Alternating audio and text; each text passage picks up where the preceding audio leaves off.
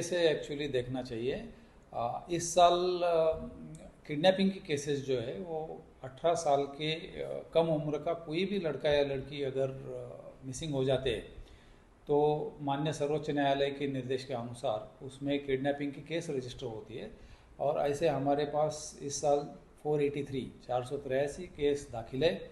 उसमें से 442 डिटेक्ट है। बाकी जो 41 केस बाकी है उनमें से भी 7-8 केसेस में वो लड़के कहाँ है ट्रेस हुए हैं, उनको टीम्स भेज के, क्योंकि अदर स्टेट्स में अपने रिश्तेदारों के पास है, सेफ है, तो उनको लेके आना और वो केसेस क्लोज करना बाकी है। अन्य केसेस में भी हमारी तहकीकात जारी है। एक्चुअली जो लड़के अभी तक 499 मिसिंग हुए थे उनमें से 458 वापस मिले।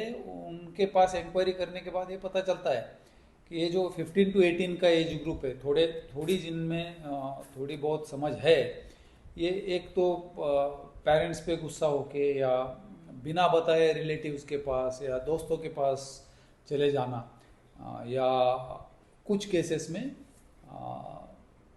प्रेम प्रकरण में घर से निकल जाना। ये 3-4 मेजर रीजंस है जिसमें हमने पाया है कि लड़के खुद अपनी मर्जी से चले जाते हैं। जो एक्चुअली किडनैपिंग से वो इस साल हमारे पास जो छोटे बच्चे हैं कि जिनको कुछ भी समझ नहीं आती है, 3 साल के 7 साल के, ऐसे हमारे पास जो केसेस थी वो 3 ही केसेस है। एक 15 साल का भी लड़का एक्सटॉर्शन के लिए किडनैप किया था। ऐसे कुल मिला के 4 केसेस है, चारों केसेस डिटेक्ट है। और हमने वो उसमें जो लड़के थे उनको वापस लाया है। सो चिंता की घबराहट की कोई बात नहीं है। लेकिन हाँ, पेरेंट्स को भी आपके माध्यम से मैं अपील करना चाहता हूँ, नई मुंबई पुलिस के माध्यम से। हमारा तो जो अलग अलग अवेयरनेस प्रोग्राम्स है वो चल ही रहे हैं, वो ड्रग्स के ऊपर हो या साइबर फ्रॉड्स के ऊपर हो या वुमेन एंड चाइल्ड का जो क्राइम है उसके ऊपर हो। हमारे सीपी सर ने, माननीय मिलिंद भारंबे सर ने जब से आए हैं तब से नशा मुक्त नवी मुंबई, क्योंकि ये भी एक रीज़न है जो यूथ को एडिक्शन की तरफ लेके जाता है। तो नशा मुक्त नवी मुंबई और ऐसे बहुत कार्यक्रम चलाए। इनफैक्ट नवी मुंबई एक यूनिट है जिसमें एक हेल्पलाइन है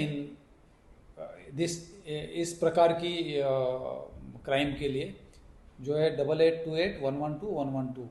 और जो शासन ने जो 112 हेल्पलाइन दिया हुआ है उसके ऊपर भी हमारा जो रिस्पांस टाइम है वो 6 मिनट से कम है, 5 या 6 मिनट के बीच में रहता है। तो ऐसी कुछ भी खबर जब मिलती है तो विदिन 5 to 6 मिनट्स पुलिस की मदद उन तक पहुंचती है।